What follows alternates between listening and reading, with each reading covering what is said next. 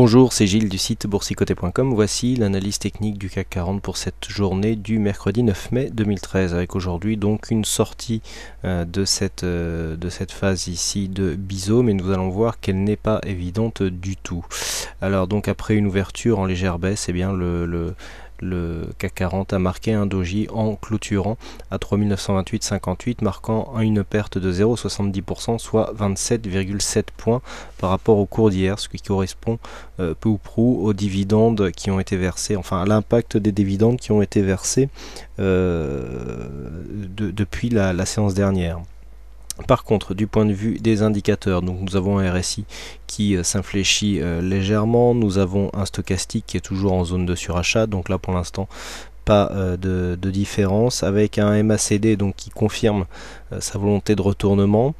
Donc on avait ici une phase d'hésitation depuis maintenant quelques jours, et puis des volumes là qui s'inscrivent en nette baisse par rapport à ce que nous avions les jours précédents. Alors c'était un jour férié encore en France aujourd'hui, peu d'intervenants, quoi qu'il en soit. On s'inscrit ici dans une phase de baisse avec des volumes en baisse. Donc pour l'instant, cela ne remet pas du tout en cause le fond de la tendance qui reste orientée à la hausse. Alors, je vous disais que cette cassure n'était pas significative et je vais m'en expliquer tout de suite.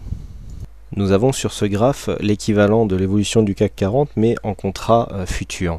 Alors bon, il peut y avoir des différences de cotation du fait que les horaires de cotation sont différentes, mais ce que nous pouvons constater, c'est que par rapport à ce que nous avions tracé hier, et donc ici en annulant les effets du dividende qui ont été versés depuis la dernière séance, eh bien nous avons une continuité ici dans ce biseau. Donc pour valider une potentielle sortie de tendance, je me servirai de deux éléments. Alors on va pas faire le tour à l'instant, mais vous savez que je traite beaucoup en ce moment sur les corrélations et les décorrélations qui existent entre le CAC 40 et le DAX. D'ailleurs vous pouvez vous manifester si ce genre d'approche vous intéresse, notamment en approche long short, donc neutre marché, en jouant donc juste le différentiel de performance qui existe souvent entre ces deux indices.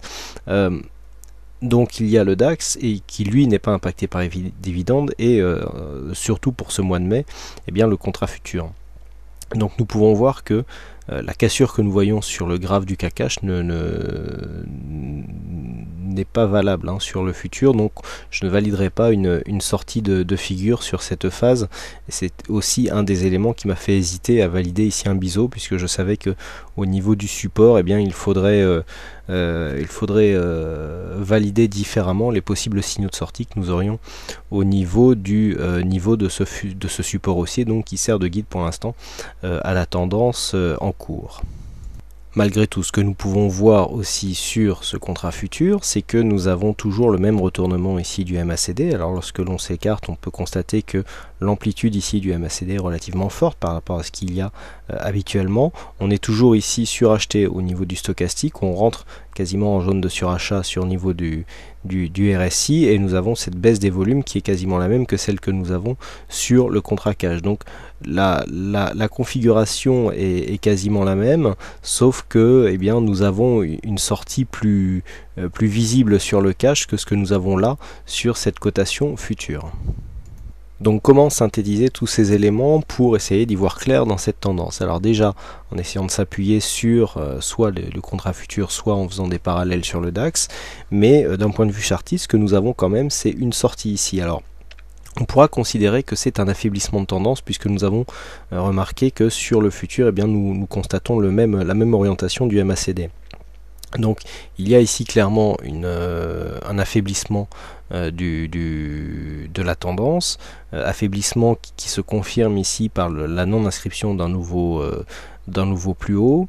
Alors, même si on rajoute les dividendes, on n'a pas inscrit de nouveau plus haut aujourd'hui, et si on regarde ici au niveau du plus bas, on était à 3909 aujourd'hui et on était à 3919 hier. Donc là, au niveau du plus bas, par contre, on n'aurait pas marqué de nouveau plus bas en fonction des dividendes. Alors l'essentielle question est de savoir sur ces dividendes quelle part est réinvestie, puisqu'on pourrait penser que les dividendes qui sont retranchés ici de la valeur du CAC pourraient être réinvestis, et donc cette somme pourrait refaire partir à la hausse les marchés. Donc c'est toujours l'éternel débat, à savoir quelle influence a ce détachement de coupons, enfin ces détachements de coupons sur la valeur réelle du CAC, mais bon, il faut bien analyser. Donc sur cette phase ici, on aura beaucoup moins de dividendes d'hier, donc on attendra une phase de confirmation tout simplement.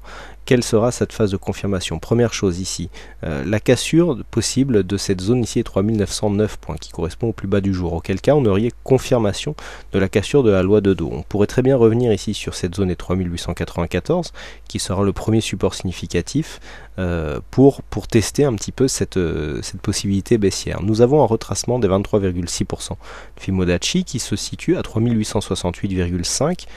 C'est exactement la valeur du support que nous avions déjà identifié précédemment. Donc c'est cette zone vraiment qui fera office de frontière sur une réelle phase de consolidation. Donc vous voyez qu'on en est encore loin, et c'est pas un dividende qui va venir impacter le CAC de manière à ce que celui-ci descende jusqu'à cette zone des 3868 points.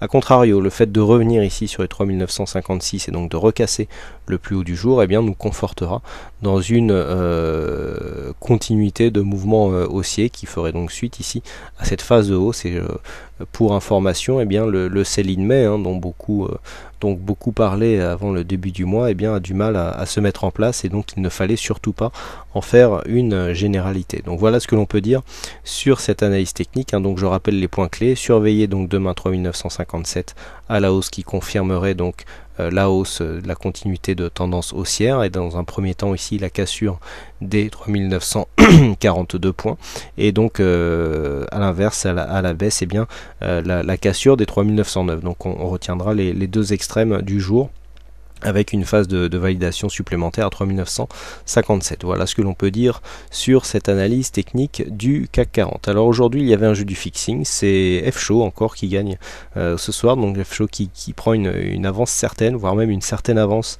au classement du fixing mensuel, et qui donc risque ce mois-ci de gagner sa séance de coaching, qui, je rappelle, est offerte aux gagnants mensuels du fixing. Voilà, il ne me reste plus qu'à vous souhaiter à toutes et à tous une bonne soirée, bonne chance dans tout votre aide, et on se retrouve dès demain pour d'autres analyses techniques en vidéo. Bonsoir à tous.